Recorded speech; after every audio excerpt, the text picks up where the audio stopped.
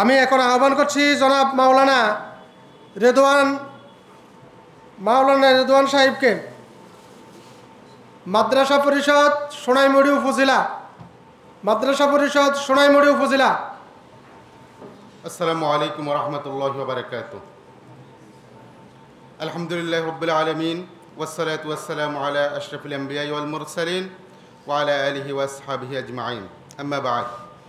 قال الله سبحانه وتعالى في كلامه المجيد: ربنا وبعث فيهم رسولا منهم يتلو عليهم آياتك ويزكيهم ويعلمهم الكتاب والحكمة।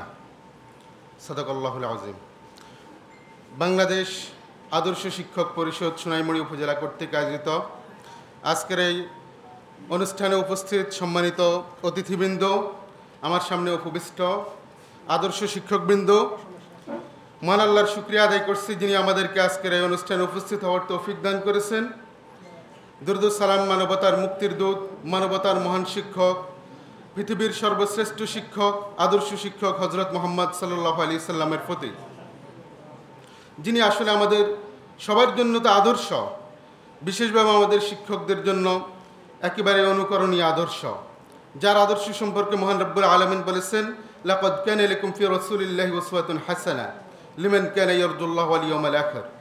তোমাদের জন্য রাসূল সাল্লাল্লাহু আলাইহি সাল্লামের জীবনে রয়েছে সর্বোত্তম আদর্শ, যা আল্লাহ এবং পরকালকে প্রত্যাশা করে।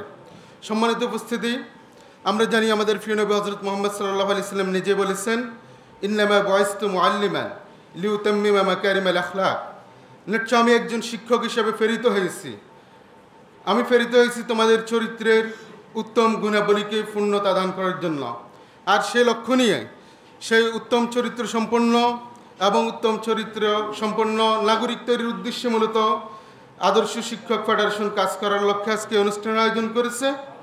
তো রাসূল, বিশেষ করে হজরত মুহাম্মদ সাল্লাল্লাহু আলাইহি সাল্লাম সহ সকল নবী রাসূলদেরকে আল্লাহ মূলত পাঠিয়েছে মানুষদেরকে কিতাব, হিকমত শিক্ষা দেওয়ার পাশাপাশি তাদেরকে পরিশুদ্ধ করার জন্য।